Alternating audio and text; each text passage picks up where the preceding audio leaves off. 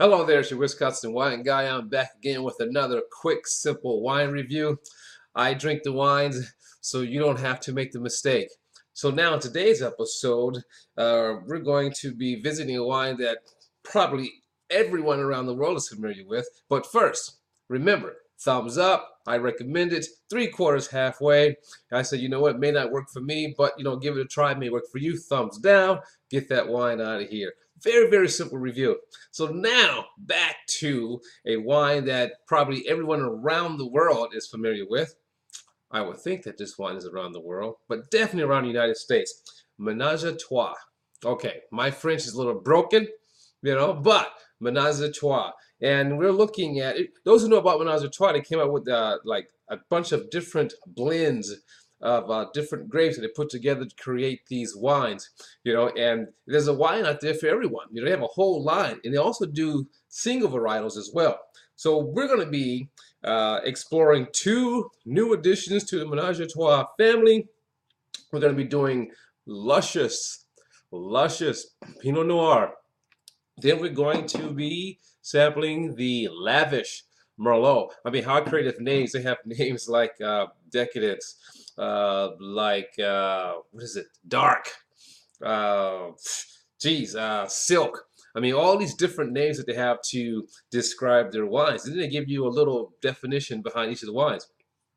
So now we're going to pour the luscious first. And this is a 2016. The grapes are sourced throughout California, and there's various AVAs to come across the best grapes to produce the wines that they're interested in producing. All right, now, little side note on this Pinot Noir is that this Pinot Noir comes with something extra. It is primarily Pinot Noir, the grape, but then it also, check my notes here, also has blended in Petit Syrah, Syrah, and Zinfandel in small amounts, each grape contributing something to the wine.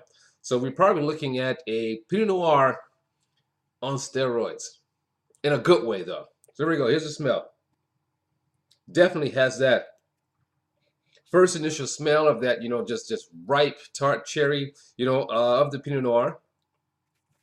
Then it rolls in deeper into plum, spice, dark berries. So there's a lot going on the nose. Haley's Corking House, keeping the wines fresh. For those, when you look at the wine, you see some's empty. What I like to do is take a little bit of wine down to the shoulders of the bottle, to give the wine enough chance to breathe in order to give it a very, very, very fair evaluation. So here we go. The taste are the rinse.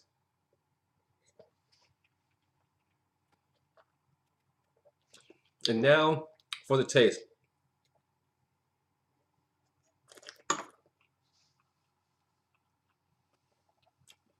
I tell you, rinse your mouth with the wine, especially red wine, so you can get the fullness and the feel of the wine. Wow. As always, I won't tell you what my recommendation or review is until after I taste the second wine. Now we're going to go into the Merlot. And the Merlot comes with bonuses as well. So we're talking, my notes here, a little bit of Cab, Petit Syrah, and Petit Verdot.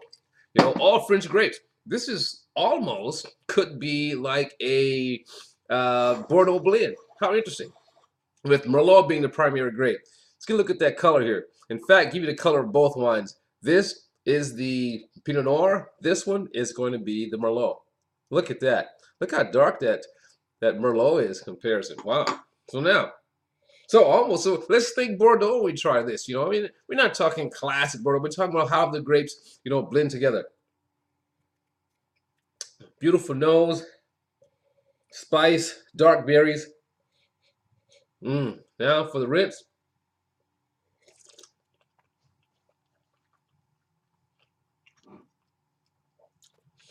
Now, if you ever want to feel or get an idea of what the tannins are like in a wine, get that rinse. Make sure you get that rinse all up in between the gums and the lip, in the mouth. Now, these tannins on this Merlot, we're talking like, soft to medium tannins. So now that was the rinse, here's the taste.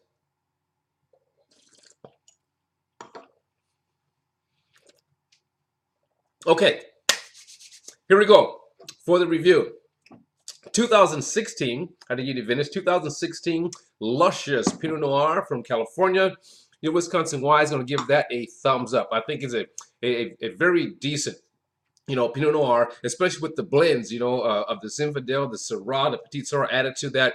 A very delicious wine. It doesn't miss on what a Pinot Noir should be like, just ripe and fruity, and juicy. But then those extra grapes, add a little bit more bite, a little bit more depth, a little bit more punch to it.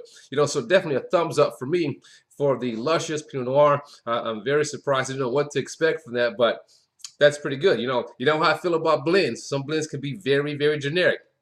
So I'm going to pour a little bit of Merlot in here. And what I'm looking for here, I'm not looking for that, huge classic type of Bordeaux blend, but I want to see, utilizing, some grapes from that area and probably been Merlot. Let's see how well it works.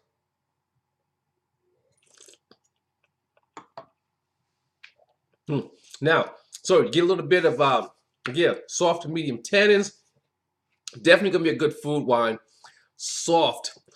In this case, very soft, very supple, fruit like a Merlot should be. In this case, a little bit of ash, that I get on that, probably from the char, from the time it spins in the barrel. So it's fairly decent, probably be phenomenal with food. Again, not generic at all in either of these two wines, and with the Merlot, I'm going to give that a thumbs up as well. I actually enjoy that. Let me do it again. Let me make sure. Yes, I'm going to give that a thumbs up, and that would be a 2016 as well. So, your Wisconsin wine guy, again, the first day I had these wines, tasted them, they were okay, but you know what? When you let them rest or breathe, for a few hours or a day, now the wine begins to open up, So I'm going to give both of these wines from Menage a Trois, the Lavish and the Luscious, a double thumbs up. It's your Wisconsin wine guy saying, as always, let your palate be the guide when tasting wines. And if you've tasted these wines or have an opinion about these wines, please comment down below. Let's have a conversation about it. Bye.